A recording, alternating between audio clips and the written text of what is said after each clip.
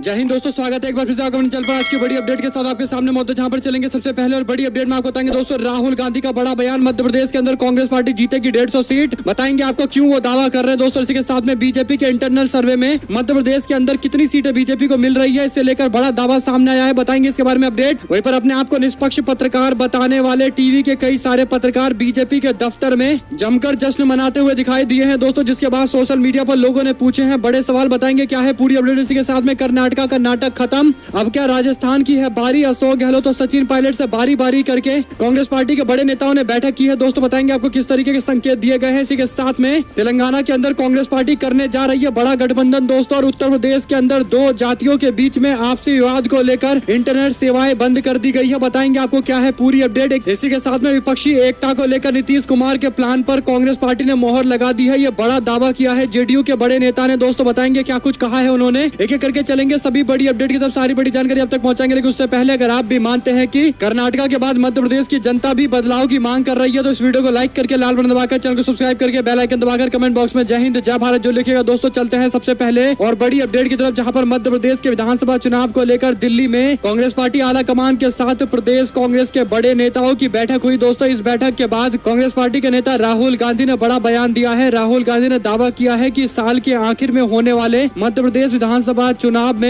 Congress party 150 से ज्यादा सीटें जीतेगी। आपको बता दें कि दिल्ली में कांग्रेस के राष्ट्रीय अध्यक्ष मल्लिकार्जुन खड़गे की अध्यक्षता में मध्य प्रदेश को लेकर हुई बैठक के बाद ये जानकारी दी गई है दोस्तों। दरअसल इस दौरान केसी वेणुगोपाल और राहुल गांधी दोनों मौजूद रहे। राहुल गांधी ने मध्य प्रदेश के पूर्व मुख्यमंत्री कमलनाथ के साथ मीडिया से बात करते हुए कहा कि हमने पार्टी को 150 सीटें जीतने का टारगेट दिया है। हम लोग मध्य प्रदेश के अंदर कर्नाटका से आगे का रिकॉर्ड बनाएंगे, यानी कर्नाटका में हमने 136 सीटें जीती है, लेकिन मध्य प्रदेश के अंदर ये आंकड़ा बढ़कर 150 होने वाला है। पार्टी को पूरी उम्मीद है। साथ साथ दोस्तों तेलंगाना के अंदर केसीआर को तगड़ा झटका लगने वाला है। कर्नाटका में कांग्रेस पार्टी की जीत के बाद अब तेलंगाना के अंदर पार्टी बड़ा निर्णय लेने जा रही है। आपको बता दें कि वाईएसआर तेलंगाना की अध्यक्ष वाईएस शर्मिला ने डीके शिव कुमार से मुलाकात की है दोस्तों। वाईएस शर्मिला ने deputy CM DK Shiv Kumar से बेंगलोर में जाकर उनसे मुलाकात की है। बैठक के बाद डीके शिव कुमार के कार्यालय से कहा गया कि कोई राजनीतिक बात नहीं हुई है, लेकिन आंध्र प्रदेश के मुख्यमंत्री जगन मोहन रेड्डी की बहन शर्मिला, जो आजकल तेलंगाना की राजनीति में काफी एक्टिव दिखाई दे रही है, उनकी डीके शिव कुमार के साथ में हुई बैठक साफ तौर पर संकेत दे रहा है कि आने वाले दिनों के अंदर आप देखेंगे तेलंगाना में कांग्रेस पार्टी एक नया गठबंधन बनाने जा रही है दोस्तों, यानी वाईएसआर तेलंगाना की अध्यक्ष वाईएस शर्मिला के डीके शिव कुमार से मुलाकात के बाद इसके संकेत मिल गए हैं। आप लोग किस पर जो भी राय हो लिखकर जरूर बताएगा दोस्तों। साथ साथ अपने आप को वरिष्ठ और निष्पक्ष पत्रकार बताने वाले तथाकथित पत्रकारों की एक सोशल मीडिया पर तस्वीर शेयर करते हुए दावा किया जा रहा है कि भारतीय जनता पार्टी के दफ्तर की यह तस्वीर है, जहां पर तथाकथित पत्रकार दावत उड़ा रहे हैं दोस्तों। सोशल मीडिया पर तस्वीर शेयर करते हुए लोग पूछ रहे हैं कि ये मीडिया के ऑनर है और अपने आप को निष्पक्ष एंकर बताने वाले लोग हैं, जो मिनिस्टरों के साथ बैठकर चाय नाश्ता कर रहे हैं, वो भी बीजेपी के दफ्तर में दोस्तों। सवाल ये खड़ा होता है कि आखिर भारतीय जनता पार्टी के दफ्तर में क्या देश को लेकर चर्चा की गई होगी या फिर बीजेपी को लेकर चर्चा की गई होगी, क्योंकि भारतीय जनता पार्टी के खिलाफ मीडिया में कोई भी कार्यक्रम दिखाई नहीं देता है दोस्तों। और इसके पीछे हो सकता है यही बड़े कारण हो कि ये लोग बीजेपी के दफ्तर में जाकर भाजपा के नेताओं से मुलाकात करते हैं दोस्तों। इसके पीछे अलग तरीके के तर्क इन पत्रकारों की ओर से दिया जाएगा, लेकिन सवाल ये खड़ा होता है कि आखिर बीजेपी के दफ्तर में जाकर मंत्रियों के साथ ये तथाकथित निष्पक्ष पत्रकार किस बात पर चर्चा कर रहे थे, इनको जानकारी देनी चाहिए दोस्तों। आप लोग की जो भी राय हो लिखकर जरूर बताएगा। साथ साथ कर्नाटका के बाद अब राजस्थान के अंदर अशोक गहलोत और सचिन पायलट के बीच में समझौता कराने पर कांग्रेस पार्टी की ओर से बीते दिन जबरदस्त तैयारी की गई दोस्तों। पायलट के साथ साथ तमाम राजस्थान के बड़े नेता भी मौजूद रहे। आपको बता दें कि राजस्थान प्रदेश कांग्रेस ने अशोक गहलोत और सचिन पायलट खेमे के बीच में आपसी समझौता कराने को लेकर कई सारे निर्णय लिए हैं दोस्तों। इस बीच आला कमान ने एक बैठक बुलाई थी। इस बैठक में अशोक गहलोत और सचिन पायलट दोनों पहुंचे थे। गहलोत ने साफ तौर पर इशारा कर दिया है कि वे पायलट की मांगों के सामने सरेंडर नहीं करेंगे। सीएम पायलट को संगठन में अच्छा पद देने और उनके मुताबिक कमेटी में लेने के लिए भी राजी नहीं है। गहलोत ने अपना ये बयान देकर कहीं न कहीं पायलट के खिलाफ अपना रुख स्पष्ट कर दिया है। अब पार्टी को डिसीजन लेना है कि सचिन पायलट को कौन सी बड़ी जिम्मेदारी देनी है दोस्तों। तो आप लोग किस पर जो भी राय हो लिखकर जरूर बताएगा। क्या राजस्थान के अंदर ये मसला सॉल्व होगा या नहीं होगा। साथ साथ दोस्तों दिल्ली में अधिकारियों की पोस्टिंग और ट्रांसफर को लेकर केंद्र सरकार के अध्यादेश को विफल करने के लिए मुख्यमंत्री अरविंद केजरीवाल देश के तमाम विपक्षी दलों से, खासकर प्रमुख दलों से मुलाकात करते हुए उनसे मांग कर रहे हैं कि आप लोग इस तरीके के किसी भी कानून का विरोध करिएगा जो दिल्ली में अध्यादेश को कानून बनाने की कोशिश के तहत लाया जाएगा, यानी दिल्ली सरकार को कमजोर करने के लिए लाया जाएगा। एनडीटीवी की खबर के मुताबिक सूत्रों ने बताया है कि कांग्रेस पार्टी के नेता मल्लिकार्जुन खड़गे के साथ दिल्ली कांग्रेस के नेताओं ने बैठक की है। दिल्ली कांग्रेस के नेताओं ने कहा कि आम आदमी पार्टी का कांग्रेस पार्टी के साथ कोई समझौता पता नहीं हो सकता। अगर कांग्रेस पार्टी आम आदमी पार्टी के मांगों का समर्थन करेगी तो इससे पार्टी को दिल्ली में भारी नुकसान होगा। दरअसल दोस्तों कांग्रेस पार्टी को विपक्षी एकता भी बनानी है और ऐसे में उनके दिल्ली और पंजाब इकाई के नेता कह रहे हैं कि आम आदमी पार्टी को समर्थन नहीं करना है, इससे पार्टी और ज्यादा राज्य के अंदर कमजोर हो सकती है। आप लोग की जो भी राय हो लिखकर जरूर बताइएगा, क्योंकि नीतीश कुमार ने जब राहुल गांधी और मल्लिकार्जुन खड़गे से मुलाकात की थी तो ऐसा कहा जा रहा था कि कांग्रेस पार्टी आम आदमी पार्टी को समर्थन दे सकती है। दोस्तों इस तरीके के संकेत दिए गए थे, लेकिन अचानक से फिर कांग्रेस पार्टी अपने मूड को बदलती दिखाई दे रही है। साथ साथ भारतीय जनता पार्टी के लोगों पर पहलवानों ने गंभीर आरोप लगाए हैं दोस्तों, और ऐसे में कांग्रेस पार्टी की ओर से सोशल मीडिया पर 2016 और 2023 की तस्वीर शेयर की गई है। 2016 की तस्वीर में जिस पहलवान को बेटी बचाओ का ब्रांड एम्बेसडर बनाया गया था, 2023 में वही बेटी बचाओ के एम्बेसडर आज न्याय की मांग कर रहे हैं। पुलिस प्रशासन की ओर से धक्का मुक्की की जा रही है, जबरदस्ती उठाकर हिरासत में लिया जा रहा है। कांग्रेस पार्टी ने यही कहा कि 2016 में बेटी बचाओ के ब्रांड एम्बेसडर, आज देखिए उनकी क्या हालत बीजेपी की सरकार में हो गई है। भाजपा का बेटी बचाओ बेटी पढ़ाओ अभियान यही है, यानी केवल नाम मात्र के लिए बेटी बचाओ बेटी पढ़ाओ वाली बातें कही जा रही है। असलियत आज खुलकर सामने आने लगी है। साथ साथ दोस्तों बागपत के अंदर गुर्जर समाज की ओर से गौरव यात्रा निकाली गई थी और इस दौरान समाजवादी पार्टी के विधायक श्री अतुल प्रधान जी को पुलिस ने रोकने की कोशिश की है। आपको बता दें कि पुलिस प्रशासन की ओर से अभद्रता और कई तरीके से उन्हें नुकसान पहुंचाने के आरोप लगाए गए हैं। समाजवादी पार्टी ने वीडियो शेयर करते हुए कहा कि लोकतंत्र को बर्बाद कर रही है बीजेपी की सरकार, हो रहा सत्ता का दुरुपयोग, अनुशासनहीन पुलिस कर्मियों पर तत्काल कार्रवाई की जानी चाहिए। दरअसल दोस्तों अतुल प्रधान बागपत जिले में जाने वाले थे, जहां पर गुर्जर समाज की ओर से गौरव यात्रा निकाली जा रही थी, और ऐसे में दोस्तों अतुल प्रधान भी गुर्जर समाज से आते हैं। उन्होंने भारतीय जनता पार्टी के संगीत सोम को 2022 के विधानसभा चुनाव में शिकस्त दी थी। इसके बाद से वह काफी ज्यादा चर्चा में रहते हैं दोस्तों, और ऐसे में पुलिस प्रशासन की ओर से जिस तरीके से मैन हैंडलिंग की गई है, एक बड़ा सवाल प्रशासनिक व्यवस्था पर भी खड़ा होता है दोस्तों। यानी पुलिस प्रशासन के लोग विधायकों को भी उनके यात्राओं में जाने से रोकने की कोशिश कर रहे हैं। आप लोग की जो भी राय हो लिखकर जुटाएगा। साथ साथ कांग्रेस पार्टी आला कमान मजबूत है, किसी से नहीं पूछता कि क्या पद चाहिए। पायलट को लेकर अशोक गहलोत ने एक और बड़ा बयान दिया। उन्होंने कहा कि मैंने अपने जीवन में कभी भी कांग्रेस की ऐसी परंपरा नहीं देखी है कि कोई नेता कुछ मांगता है या आला कमान उससे पूछता है कि उसे कौन सा पद चाहिए। उन्होंने कहा कि आला कमान और कांग्रेस पार्टी इतनी मजबूत है कि ऐसी स्थिति ही ना पैदा हो। कुल मिलाकर दोस्तों अशोक गहलोत सचिन पायलट से हो रही बातचीत के पहले इस तरीके का बयान देकर कहीं ना कहीं पूरे माहौल को अपने पक्ष में करने की कोशिश कर रहे हैं। साथ साथ लोकसभा चुनाव में विपक्षी एकता जहां पर एक और धीरे धीरे बनता दिखाई दे रहा है, तो दूसरी ओर कुछ पार्टियां हैं जो एक दूसरे को नुकसान पहुंचाकर विपक्षी एकता को कमजोर करने की कोशिश कर रही है। पश्चिम बंगाल विधानसभा में कांग्रेस पार्टी के इकलौते विधायक बायरन बिस्वास ने सोमवार को सत्ताधारी दल तृणमूल कांग्रेस के राष्ट्रीय महासचिव अभिषेक बनर्जी की मौजूदगी में टीएमसी का दामन थाम लिया है। मुर्शिदाबाद जिले के अल्पसंख्यक बहुल क्षेत्र यानी सागर दिघी निर्वाचन क्षेत्र से चुनाव जीतकर आए थे विधायक बिस्वास, जो अब कांग्रेस पार्टी छोड़कर टीएमसी में शामिल हो गए हैं। दोस्तों टीएमसी के ट्विटर हैंडल से लिखा गया है कि आज जन सहयोग यात्रा के दौरान अभिषेक बनर्जी की मौजूदगी में सागर दिघी के कांग्रेस पार्टी के विधायक बायरन बिस्वास हमारी पार्टी में शामिल हुए हैं। आपको बता दें कि पिछले कई दिनों से ये सीट काफी चर्चा में थी दोस्तों, क्योंकि उपचुनाव में कांग्रेस पार्टी ने यहाँ पर बीजेपी और तृणमूल कांग्रेस दोनों को शिकस्त देते हुए ये सीट जीती थी, और ऐसे में अब उनके विधायक क्योंकि टीएमसी में चले गए हैं तो कहीं ना कहीं विपक्षी एकता के लिए एक तगड़ा झटका है। देखते हैं इस पर कांग्रेस पार्टी की ओर से कैसी प्रतिक्रिया सामने आती है। दोस्तों पश्चिम यूपी के अंदर सम्राट मिहिर भोज को लेकर गुर्जर समाज और राजपूत समाज के बीच में टकराव के हालात बनने लगे हैं। रोक के बावजूद सहारनपुर में गुर्जर बिरादरी के लोगों ने गौरव यात्रा निकाली, जबकि इलाके में धारा 144 लागू की गई थी। आपको बता दें कि अगले आदेश तक सहारनपुर के अंदर जिले में इंटरनेट सेवाओं को बंद करने का आदेश दिया गया है। कुल मिलाकर दोस्तों इससे पहले भी उत्तर प्रदेश के मुख्यमंत्री योगी आदित्यनाथ के द्वारा यूपी में सम्राट मिहिर भोज का एक मूर्ति लगाया गया था दोस्तों, जिसके बाद जोरदार तरीके से विरोध हुआ था, और अब ये जानकारी सामने आ रही है, यानी धीरे धीरे करके ये विरोध बढ़ता जा रहा है। आप लोग इस पर जो भी राय हो लिखकर जो बताएगा। साथ साथ दिल्ली के आबकारी नीति घोटाला मामले को लेकर ईडी की जांच में एक खुलासा करने का दावा किया गया है। ये कहा गया कि दिल्ली के पूर्व उप मुख्यमंत्री मनीष सिसोदिया ने 43 सिम कार्ड का इस्तेमाल किया था और फोन को भी क्षतिग्रस्त किया गया, इस तरीके से दावे किए गए हैं। सिसोदिया ने ईडी को बताया कि सीबीआई के द्वारा जब्त किए गए फोन से पहले इस्तेमाल किया गया फोन टूट गया था और अब मेरे पास नहीं है, मुझे याद नहीं है कि क्षतिग्रस्त फोन अब कहां पर है। ईडी ने सिसोदिया द्वारा कथित रूप से नष्ट किए गए 14 मोबाइल फोन के असली मालिकों के बारे में जानकारी एकत्रित की है। पता चला है कि ये फोन देवेंद्र शर्मा, सुधीर कुमार, जावेद खान और रोमाडो क्लॉक्स नाम की एक कंपनी के नाम पर है। दिलचस्प बात यह है कि रोमाडो ने फोन खरीदा लेकिन विक्रेता को धोखा दिया क्योंकि उनका चेक बाउंस हो गया। फोन के मालिक ने अब फर्म के खिलाफ चेक बाउंस का मामला दर्ज कराया है। सिसोदिया के करीबी देवेंद्र उर्फ रिंकू आम आदमी पार्टी के नेता की तरफ से जावेद खान का फोन इस्तेमाल कर रहे थे। इस तरीके की दोस्तों कई सारे और भी दावे किए गए हैं। कुल मिलाकर इस पूरे मामले पर राजनीति होगी, इसमें कोई दो राय नहीं है। देखते हैं आम आदमी पार्टी की ओर से कैसे डिफेंड किया जाता है। साथ साथ लोकसभा चुनाव 2024 के लिए विपक्षी दल रणनीति बनाने में जुटा हुआ है। बिहार के मुख्यमंत्री नीतीश कुमार ने पश्चिम बंगाल की मुख्यमंत्री ममता बनर्जी के साथ में विपक्षी एकता को और मजबूत करने का प्रण ले रखा है दोस्तों। ऐसे में 12 जून को पटना के अंदर एक बैठक होने वाली है। जेडीयू के वरिष्ठ नेता केसी त्यागी ने एनडीटीवी से खास बात करते हुए जानकारी दी। उन्होंने कहा कि करीब 2 दर्जन पार्टियों को हमने न्योता दिया है। लगभग 6 गैर बीजेपी और गैर कांग्रेसी पार्टी को भी बुलाया गया है। जो कांग्रेस के सहज नहीं है उन्हें भी बैठक में बुलाया गया है। केसी त्यागी ने कहा कि जिन नेताओं ने अपनी असमर्थता जताई है उनके लिए न्योता नहीं है। देखिए, दुश्मन को कभी कमजोर नहीं समझना चाहिए। फिर बीजेपी के साथ तो हमने काम किया है। इस आधार पर हम कह सकते हैं कि बीजेपी को अंडर एस्टिमेट करना नहीं चाहिए। हमें बेहद मजबूती के साथ आगे बढ़ना चाहिए। जेडीयू के राष्ट्रीय प्रवक्ता ने 2024 के चुनाव को लेकर कहा कि कांग्रेस पार्टी के सामने नीतीश कुमार जी ने जो प्रस्ताव रखा है, कांग्रेस पार्टी उस प्रस्ताव से खुश है। हालांकि उन्होंने ये नहीं बताया कि किस तरीके का प्रस्ताव रखा है। साथ साथ दोस्तों नए संसद के उद्घाटन को लेकर सीएम ममता बनर्जी ने 2 तस्वीर शेयर करते हुए निशाना साधा। उन्होंने कहा कि हमारे देश की आजादी के बाद की ये तस्वीर है जिसमें सरदार पटेल है, देश के पहले प्रधानमंत्री जवाहरलाल नेहरू है, मौलाना आजाद है, BR अम्बेडकर बैठे हुए हैं, गोपालाचारी बैठे हुए हैं, राजेंद्र प्रसाद बैठे हुए हैं। लेकिन दूसरी तस्वीर है देश के अभी के वर्तमान संसद की जिसमें प्रधानमंत्री मोदी के साथ में बाबा और साधु खड़े हैं। कुल मिलाकर दोस्तों ममता बनर्जी एक तरीके से निशाना साध रही है कि देश कहां से कहां आ गया। पहले संसद भवन के अंदर देश के अंदर जो वरिष्ठ नेता थे वो लोग दिखाई देते थे, लेकिन अब एक अलग ही तस्वीर निकलकर सामने आ रही है। आप लोग इस पर जो भी राय देना चाहते हैं लिखकर जरूर बताएगा। साथ साथ मणिपुर के अंदर 2 समाज के बीच में आपस में तनाव देखने को मिला। मेथी समाज और कुकी समाज के लोग आपस में भिड़ गए थे दोस्तों। मामला इतना आगे बढ़ गया कि जगह जगह कर्फ्यू लगाना पड़ा। पूरे प्रशासन की व्यवस्था ठप नजर आई, जिसके बाद सेना को उतारकर इलाके को शांत करने का प्रयास किया गया। और अब जो जानकारी आ रही है उसके अनुसार दिल्ली के अंदर कुकी समाज की महिलाओं ने मणिपुर के अंदर जारी हिंसा को लेकर विरोध जाहिर किया है दोस्तों। उन्होंने जंतर मंतर प्रदर्शन के दौरान बीजेपी सरकार के खिलाफ सवाल भी खड़े किए हैं दोस्तों। मणिपुर के अंदर बीजेपी की सरकार है, इसके बावजूद पुलिस प्रशासन पूरी तरीके से हिंसा को काबू करने में सफल दिखाई नहीं दे रहा है, जिसके बाद सेना को उतारना पड़ा है। बड़ी बात यह है कि कुकी ट्राइबल वुमेन जो प्रोटेस्ट कर रही हैं उसमें केवल कुछ मीडिया वाले दिखाई दे रहे हैं। यानी दोस्तों मणिपुर के हालात को लेकर जिस तरीके से नेशनल मीडिया में कवरेज होनी चाहिए उस तरीके से नहीं किया गया है। कई सारे सवाल है इस पूरे मामले पर, आपकी जो भी राय हो लिखकर जरूर बताएगा। साथ साथ मणिपुर के दौरे पर अमित शाह पहुंच रहे हैं दोस्तों। हिंसा प्रभावित क्षेत्रों का दौरा करेंगे। इंतजार में है कुकी समाज के समर्थक समूह। आपको बता दें कि केंद्रीय गृह मंत्री अमित शाह मणिपुर के दौरे पर पहुंचे हैं। गृह मंत्री अमित शाह जातीय संघर्षों का समाधान खोजने के लिए 3 दिनों के दौरे के लिए मणिपुर पहुंचे हैं दोस्तों। इससे पहले अमित शाह ने मणिपुर के लोगों से शांति बनाए रखने की अपील की थी और कहा था कि समाज के सभी वर्गों के लिए न्याय सुनिश्चित किया जाएगा। मणिपुर में कुकी समाज के कल्याण के लिए काम करने वाले यूनाइटेड पीपल फ्रंट और कुकी नेशनल ऑर्गेनाइजेशन ने रविवार को कहा कि जातीय हिंसा में निर्दोष लोगों की हत्या में बहुत नुकसान हुआ है। जब तक शांति नहीं होती इस क्षेत्र में इसका हानिकारक प्रभाव पड़ता रहेगा। एक बयान में दोनों संगठनों ने कहा कि वे केंद्रीय गृह मंत्री अमित शाह के दौरे का इंतजार कर रहे हैं दोस्तों। ये कर्नाटका से ही हिंसा की खबरें सामने आई थी। यानी जब कर्नाटका के चुनाव चल रहे थे तभी मणिपुर में हिंसा हुई थी। लगभग 1 महीने होने को है, लेकिन अब अमित शाह पहुंच रहे हैं मणिपुर के अंदर। उम्मीद की जा रही है कि सॉल्यूशन ढूंढा जाएगा। कुल मिलाकर कुकी समाज के विधायकों ने कहा है कि वो चाहते हैं कि उनको एक अलग से स्टेट मिले ताकि उनके हितों को संरक्षित किया जा सके। देखते हैं मोदी सरकार की ओर से क्या फैसला लिया जाता है। क्या सेपरेट स्टेट बनाकर दिया जाएगा, यानी अलग राज्य की मांग को पूरा किया जाएगा या नहीं किया जाएगा। साथ दोस्तों मध्य प्रदेश के उज्जैन स्थित प्रसिद्ध महाकालेश्वर मंदिर में श्री महाकाल लोक का उद्घाटन प्रधानमंत्री मोदी ने ही बीते साल किया था और जब तेज तूफान चला है तो कई जगह मूर्ति टूटने की खबरें सामने आ रही है। इस पर कांग्रेस पार्टी के नेता आचार्य प्रमोद कृष्णम बोले, कहा जिस तरह बवंडर में मूर्ति गिर गई एक दिन इसी तरह लफंडर भी गिर जाएंगे। कुल मिलाकर दोस्तों इशारों में भारतीय जनता पार्टी पर निशाना साध रहे हैं आचार्य प्रमोद कृष्णम। साथ साथ बीजेपी को लेकर दावा किया गया है कि मध्य प्रदेश के अंदर भाजपा का इंटरनल सर्वे ये कह रहा है कि बीजेपी के 70 सीटिंग एमएलए चुनाव हार रहे हैं और अगर बीजेपी ने इन एमएलए का टिकट काट दिया तो 90% एमएलए विद्रोह करेंगे और इंडिपेंडेंट तौर पर चुनाव लड़ेंगे। यानी दोनों केस के अंदर भारतीय जनता पार्टी को नुकसान होने वाला है। कुल मिलाकर दोस्तों कई सारे और भी दावे किए जा रहे हैं जिसमें ये कहा गया है कि जितने भी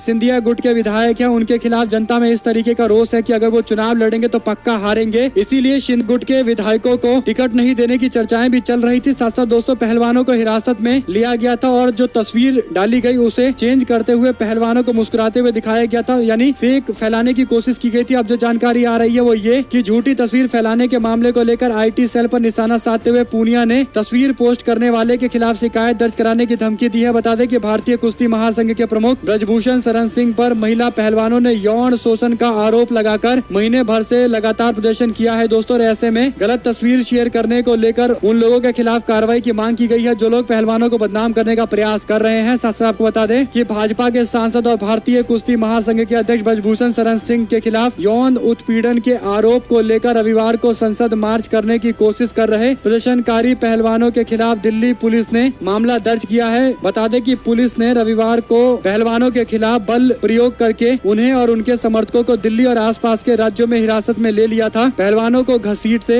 धक्का देने और मारपीट के वीडियो भी व्यापक तौर पर वायरल हुए थे। अब पुलिस की कार्रवाई को लेकर विपक्षी नेताओं और महिला अधिकार कार्यकर्ताओं और अन्य लोगों ने सवाल खड़े किए हैं दोस्तों। इंडियन एक्सप्रेस के मुताबिक 700 पहलवानों को दिल्ली पुलिस ने हिरासत में लिया था। पुलिस के अनुसार दिन के दौरान 500 से अधिक महिला पुलिसकर्मियों और 1400 पुरुष पुलिसकर्मियों को डीसीपी को रिपोर्ट करने के लिए कहा गया था। पुलिस सूत्रों ने बताया है कि प्रदर्शनकारियों को विभिन्न पुलिस थानों में हिरासत में लिया गया था। दोस्तों इसी के साथ में एक और बड़ी अपडेट है महाराष्ट्र से, जहां पर पुणे की सीट को लेकर अजीत पवार और संजय राउत एक दूसरे के आमने सामने आ गए हैं। आपको बता दें कि महाराष्ट्र के अगले विधानसभा चुनाव को लेकर अब जहां पर एक और चर्चाएं चल रही है, तो लोकसभा चुनाव को लेकर भी महाविकास अघाड़ी गठबंधन में सीट बंटवारे को लेकर बयानबाजी का दौर शुरू हो गया है। शिवसेना यूबीटी के नेता और सांसद संजय राउत ने प्रतिक्रिया दी। उन्होंने कहा कि अगर ऐसा होता है तो महाविकास अघाड़ी पुणे लोकसभा का चुनाव कस्बा उपचुनाव की तरह आसानी से जीत सकती है। संविधान और लोकतंत्र को बचाने के लिए सबको थोड़ा थोड़ा त्याग करना होगा। जय महाराष्ट्र। दरअसल दोस्तों एनसीपी के वरिष्ठ नेता अजित पवार ने 2 दिन पहले पुणे लोकसभा सीट पर एनसीपी की दावेदारी पेश की थी, जिसके बाद अब उद्धव ठाकरे गुट की ओर से यह बयान दिया गया है। दोस्तों साथ आपको बता दें कि विपक्ष के बहिष्कार के बीच नई संसद के उद्घाटन समारोह में राज्यसभा के उपसभापति हरिवंश नारायण के जाने पर विवाद शुरू हो गया है। सोमवार को जेडीयू ने हरिवंश पर पार्टी लाइन से